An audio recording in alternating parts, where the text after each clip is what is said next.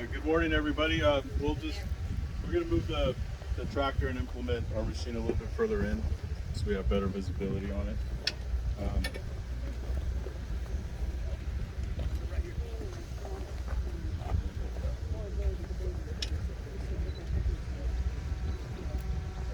So yeah, my name is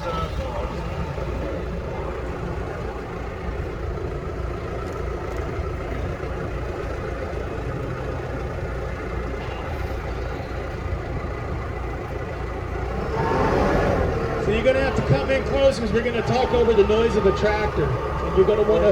We'll have it off right now, Adrian. I'll go ahead. Okay. Yeah, we'll just kind of go over some stuff. Perfect. Once we get going, you may want to be on either side of it so you can see it moving and walk with it. You can see the whole operation.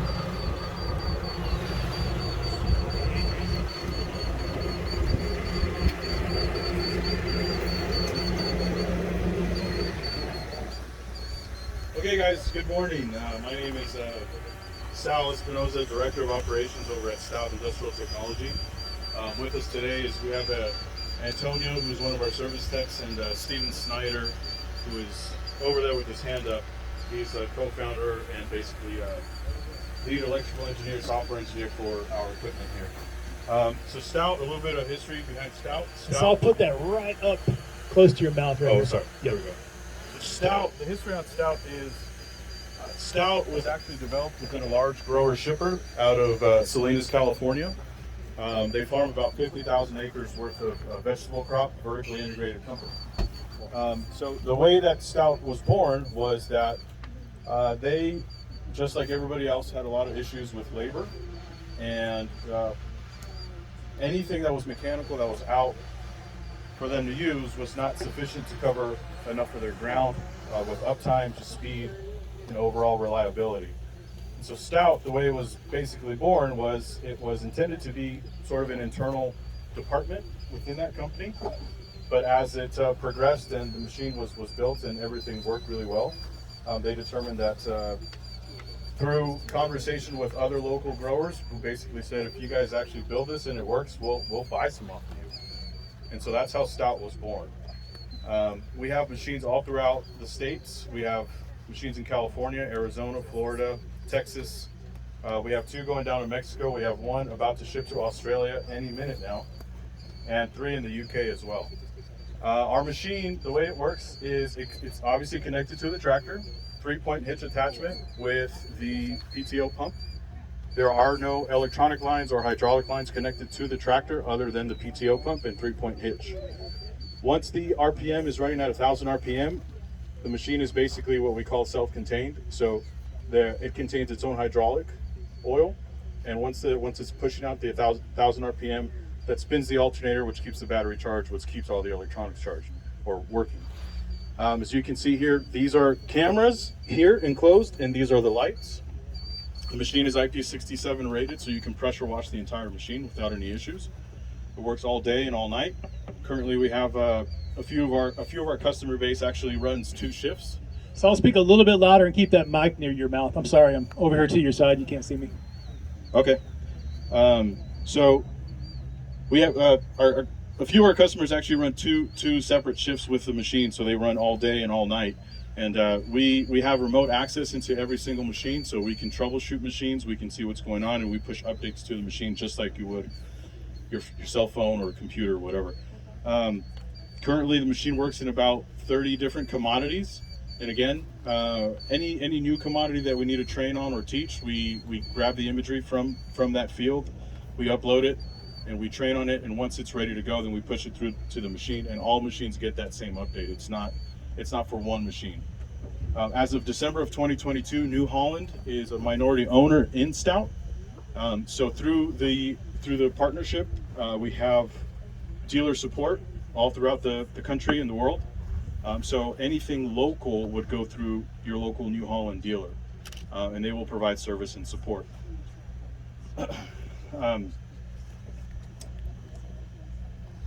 So, as you can see, the machine is built to last. It's a pretty robust and rugged machine. Our early machines have about 6,500 hours on them already and are still running. We've developed a really strong service and support program. We have user guides and videos and everything you would need that a typical operation or grower would need. The key here is that, again, the machine was designed by a farming operation. And so the way the machine is built, it's built sort of foolproof in a sense, where anybody can really work on it and most people can use it. The machine has, on the side here, it has a screen, an HMI screen, which is basically the control panel.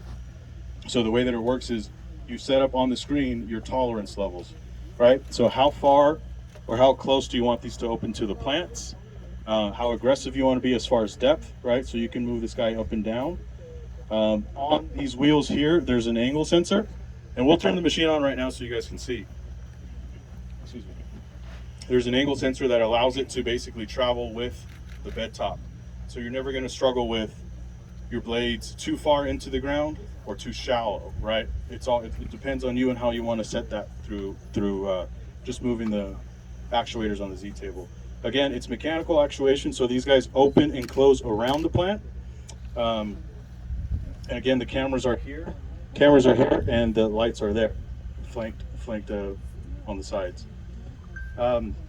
Yeah, we met Adrian last year at FIRA, and he had asked us if we wanted to come out to something like this, and we basically said, yeah, we'd love to participate, so long as we get to demonstrate machines and actually run in the field, because it's one thing to see stuff on video, on the computer, but to actually see it, feel it, you know, poke holes, whatever you guys want to do, it's here, and you guys can actually look at it and see it running and working. With that being said, I'd like to thank Adrian and everybody that put this on. I know it's not easy. It's extremely difficult, the timing and everything, so Adrian and his team, I think, did a really good job, and we're really appreciative of that. And Saul is overly kind. This was obviously my first rodeo. You guys, I'm going to out myself on this, but we did not quite get the timing perfect. So I'm going to explain a bit to you, because we didn't give them the best conditions for demo, but you're going to get the concept of it. So we transplanted broccoli mid-May, thinking that it would be a normal year. It'd be really hot. Broccoli would be stressed for a while, wouldn't grow so fast. But you know what happened in Colorado this year? It was like perfect broccoli growing conditions. And the broccoli got real big. And I got down here to the Arkansas Valley Monday. I sent Saul a picture. I said, hey, Saul, what do you think about the size of this broccoli? He said, wow, that's some big broccoli. So some of their tolerances, we got the broccoli a little bit too big. So we went in there. You're going to walk past it. You're going to say, what's wrong with this broccoli? We went in there and we took a hedge trimmer and had to prune it back to get it within some of the tolerances of the crop. So all apologies to Stout and Saul. We tried, and there's not a ton of weed in there either. So, but you're going to get the concept of how this works. And that's perfectly fine, because again, in a real world application, that kind of stuff happens, right? And so it's never going to be perfect. That being said, some of our growers actually run the machine up to 3 times in the same block. So about 2 weeks after wet date, another 2 weeks after that, and about 2 to 3 weeks before harvest, they'll run it again. The machine, again, attached to the tractor, can go about 1.5 miles. It'll do about 1 acre an hour. This is one size of the machine. So this machine is actually modular in that you can, right now it's set up on 80s, 240-inch beds, but this machine can extend out to 84s. It can go down to 60s. You can remove a backbone. You can remove an actuator. So right now, as you see it, we're going to run it in what's considered 2-line 40s, right? But this whole machine, the way it's set up, can be a 6-line 80. This machine can actually go up to 8 lines as well. And we have bigger machines that can cover 4 beds, 4-bed 40s, and cover 2-bed 80s. And we're currently working on a 3-bed 80 that will be able to fold as well. Obviously, that's going to be a much bigger machine. But again, it'll work about 1.5 miles an hour. It'll do about 1 acre an hour, maybe a little bit more, a little bit less, depending on how your tolerance is, your field conditions, and basically the way that you want to run it. We are also working on a data platform. The data platform is currently in testing mode right now, and that will give you basically field analytics, plant size, plant health, expected harvest date, along with uptime and downtime on the machine, right? How many hours has it been running? When was it shut off? Average speed. So that's all in the works. It's actually, we have it now. It works, but we're before we release anything, we like to really test it. And so with that, the first machine that was ever built, the prototype, got about 1,000 hours on it prior to actually going into production mode. Again, and this is not a prototype. This is a fully production ready machine. We have, I don't know, over 50 machines out and about. So yeah, we'll turn it on. Again, it is the tractor, so it might be a little bit noisy, but we'll turn it on and we'll kind of just run some things on it so you guys can see what it looks like, and then we'll run it through the field. How many different crops can you? It does about 30 crops right now. You can do like a close onions and stuff? So anything really tight like that, it's a good question. We need about 4.5 inches for mechanical actualization in between plants, right? What it can do is it can side shift. So if you want to cultivate and put these guys really tight up to that plant, and basically you can disable this from opening and closing on the screen, then you can cultivate because it'll follow the plant line. So these actually move 3 inches. They have travel 3 inches left and right. So it works in both direct seed, transplant. It works in most anything that's planted, as long as there's some consistency, right? There's obviously, it's not a miracle worker. It's not going to do everything, but yeah, let's go ahead and turn it on. When they start moving with this, a really cool experience you may want to try, and please avoid walking on the onions over there on the other side. There's a little space you can walk, but you may want to walk alongside this thing, touch what it's doing in the soil, feel it, because it's going to take a pass all the way to the end of the field. So be prepared to walk. That's the cool part. Get your cameras out if you want.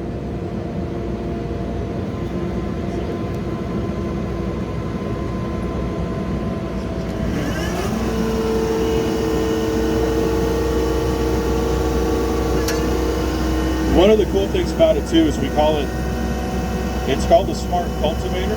So at this point you're going to have to yell into it so they can hear you. Okay. So again, one of the cool things is that the machine is called the Smart Cultivator because it has traditional cultivating tools, right? You have your furrow shovels here. You have your sweeps that go in between the plant rows, and then obviously you have the hose, basically the knives, that will fully cultivate your field. So along with removing the weeds, it's actually doing the cultivation job as well. And some of our growers have developed their program where they run this as the actual cultivator. Huge help. It typically takes about 3 to 5 minutes to load up, and what it's doing right now is all the computers and all the lights are turning on. So all the software is basically loading onto the machine. Once we get it going, again, I'll show you guys sort of how the mechanics work, and then we'll just run it through the field. Is it possible to lower the RPM? No.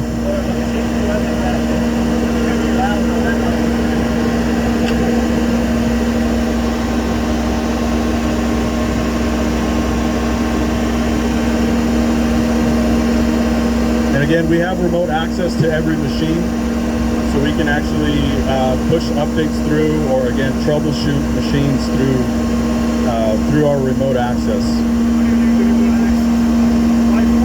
So as you see there, now it says ready. So you press start. Now everything is activated, right? So we'll go ahead and lower these guys here.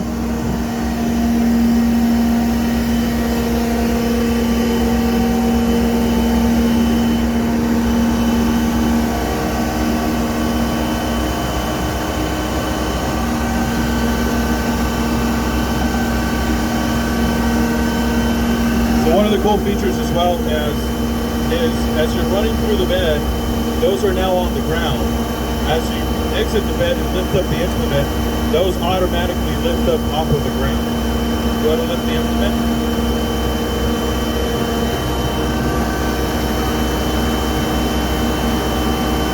Okay, lift it higher. Well.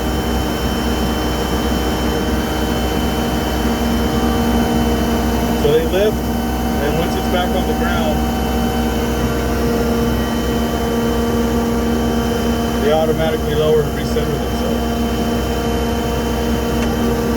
So the actuation portion of it, that's how they work. They open and close around the plant.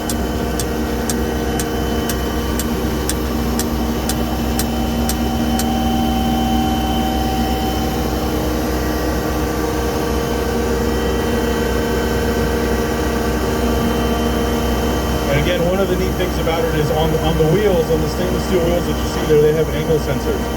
So as the terrain changes, that keeps about 5 pounds of down pressure on the bed top, allowing you to basically set your blade depth with the Z table, and it'll never change on you. So you see this.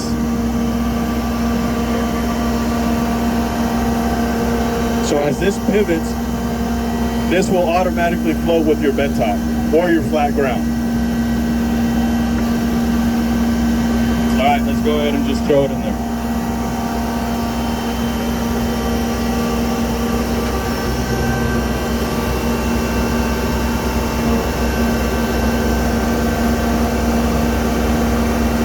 Okay, you guys ready to walk? Come on into the field.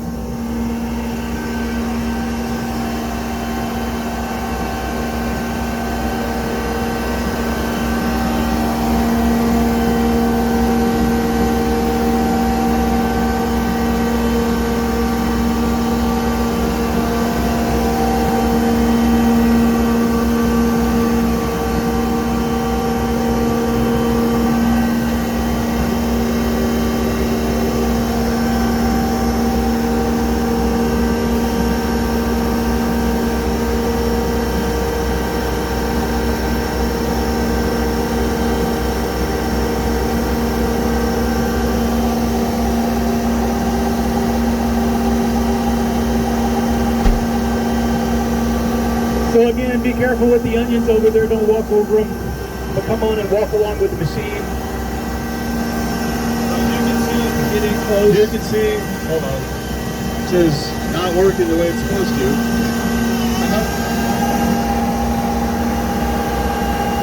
So if you ever have broccoli in your field as a weed, this is what that looks like. It was working beautifully yesterday, so. If we are unable to get this the way we want it to be, you can always go online and see videos of how this thing would work under optimal plant height conditions.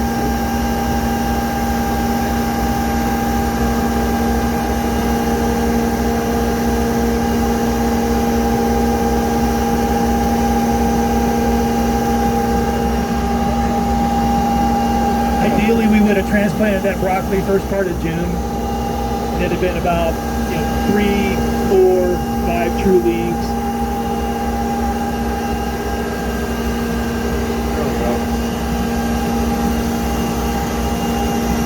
So yeah, it's a tough field, but you can sort of see again how everything's supposed to work. It opens around the plant, closes. It's just the broccoli is a little bit big, so. Taking some out.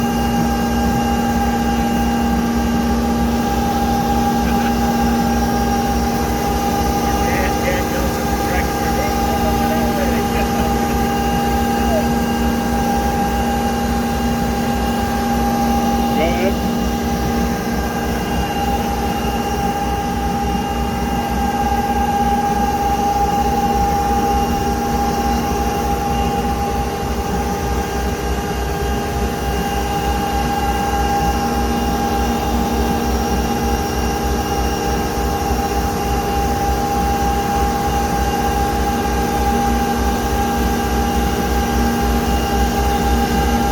You can see how it opens and closes around the crop.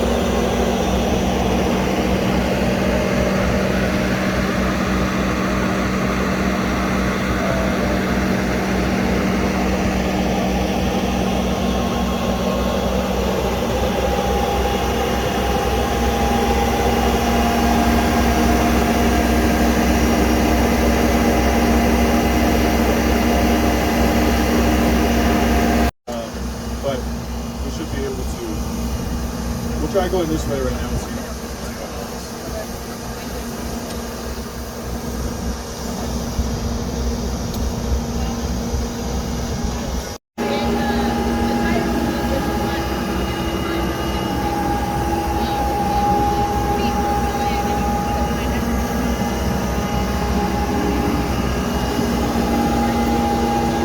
Go a mile, go a mile. Go a little bit faster.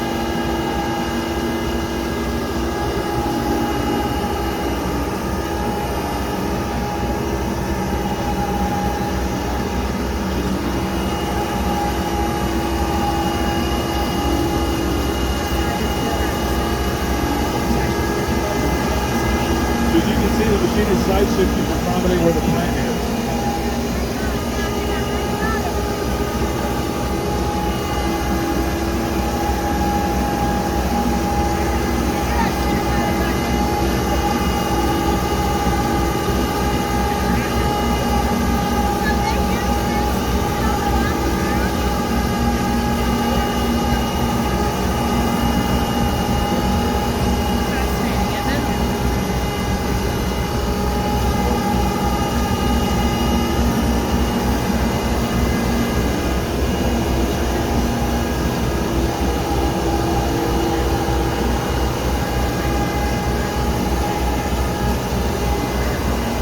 What makes this a little bit difficult again is the broccoli is a little tall.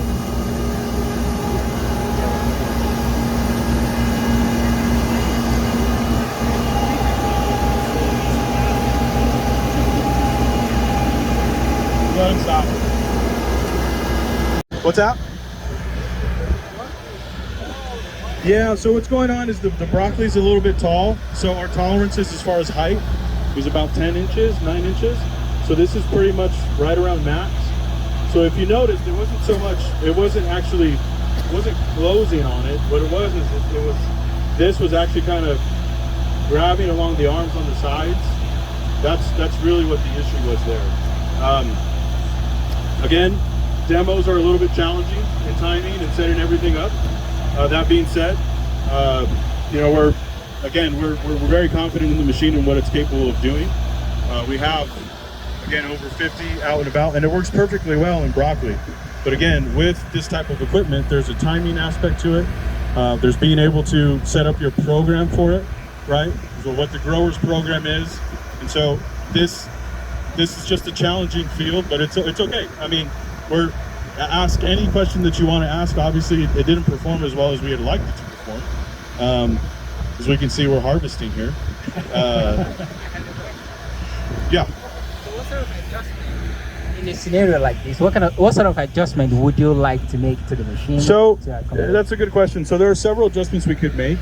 Now, obviously, in front of a big crowd like this, you don't want to be doing everything, but we could adjust the side shift a little bit to be a little more aggressive. So if you guys noticed, it was moving left to right a little bit, trying to find that plant center. So I could adjust that speed to go a little bit faster. So it doesn't take as much time to side shift and find where that center is. So I could set that speed to go faster, and then from there you would mechanically just move your actuators to match the plant spacing. The difficulty here, and this is, again, it's tough, is you start out with some that are about 12 inches row to row, and then they kind of expand to 13 and 14, and so it kind of does like a little bit of a balloon shape on you. So that's the difficulty here with demos. But So you were telling me in your image library, you actually have images to be able to do this with peppers, right? yes, yeah. So it works perfectly well in peppers, and I have the videos here on my phone.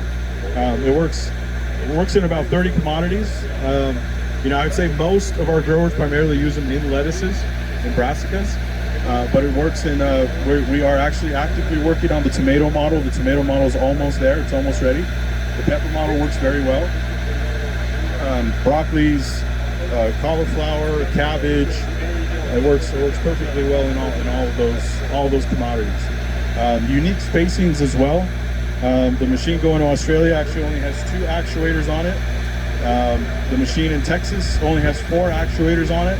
So there are ways to make this work for your field specifications and what you grow. Many growers in the area are on wheelbase of 60-inch centers, and you can accommodate that too, right? Yeah, absolutely. We can accommodate. So again, this one single machine can be, right now it's set up on 80s, but it can be 84s. It can be brought down to 60s. You would obviously need to remove some parts on it, some components on it. But again, everything it's not extremely difficult to do. It's been developed and designed in a way where everybody that farms can use it. So from your best guy to your worst guy, right? And you told me that in California there are some machines that have been running, they have 6,500 hours on them. Yeah, so the early machines were delivered in May of 2020, and they are up to about 6,500 hours already. Actually past that now. So they were delivered in Salinas, and they went down to Yuma, came back to Salinas, back to Yuma, back to Salinas. So this year they're going to go back down to Yuma. It would be their fourth time in Salinas, fourth season in Salinas. And obviously with machines that have that many hours on them, there's different wear points, different maintenance, preventative maintenance challenges, I guess you would say. And again, through all that, through having machines in the field, we've identified all of those issues. We've identified how to relegate the issues and how to fix them quickly, which I think is a super important thing with this technology, because there's the fact that it has computers, cables, cameras, lights. It's hard to sort of conceptualize, and it's hard to say that this is a farm piece of equipment, but it is. And the whole point is for you to use it and abuse it, because it's in the ground all the time. It's never going to be perfect or pretty or pristine, but our machine is built the way it's built for that reason. As you can see, it's anodized, so you can pressure wash the entire thing, prevents rust, no issues with that. You can run it early morning, you can run it late at night. And again, all it takes is the one operator, right? The one operator, every once in a while, he has to go to the bathroom, takes his breaks, talk to his wives and mistresses on the phone, and just keeps going. But yeah, the machine itself is, again, apologies for the difficulties today, but it works perfectly well. My apologies to you. You guys traveled. Sal was in Australia recently, and he was just getting over jet lag coming in here and setting up. We had to correct this broccoli issue, and so that's on me. So that's okay. No worries. And one thing I want to note too is actually this machine actually does belong to Case New Holland. It's their basically their roadshow, one of their roadshow machines.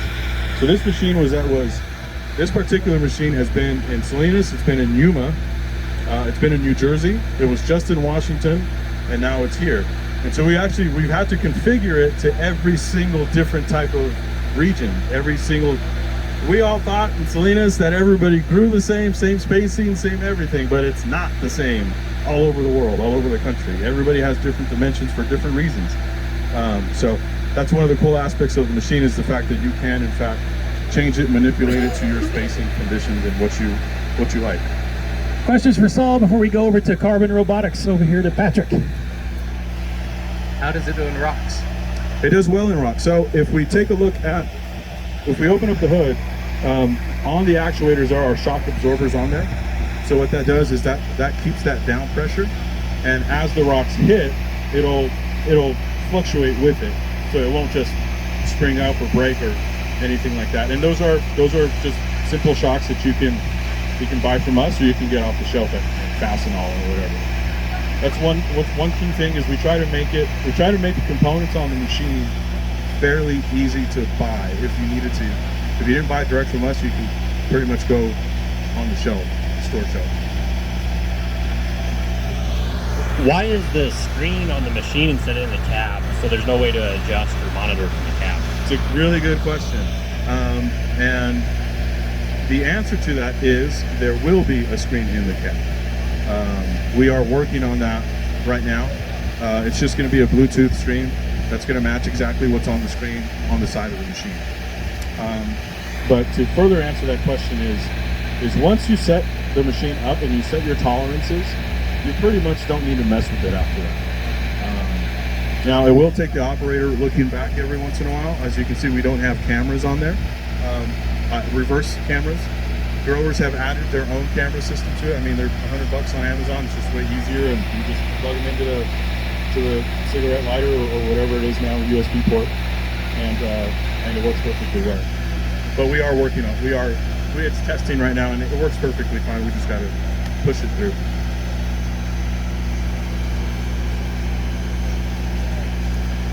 Any other questions? We got time for one more. Has anybody asked the weight of the implement itself? Nobody's asked the weight, but I'll give it to you. The weight of that implement is about 3,600 pounds. So you need a tractor, preferably New Holland. Doesn't matter. It's color neutral. It'll work on any type of tractor, but we prefer blue. 1,000 RPM on the PTO, and typically about 100 horsepower on the tractor. And that's simply because of the weight and because of how far it extends out from the 3-point hitch. But it doesn't have to be a nice pretty cab. It can be an open cab.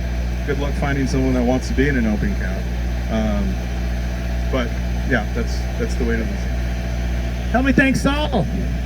Thank you And all guys. the team from Stout that's here today. We got a couple of them, I think 3 in the crowd. Yeah, feel free to ask any of us questions. Myself, Steven, again, he's our coach.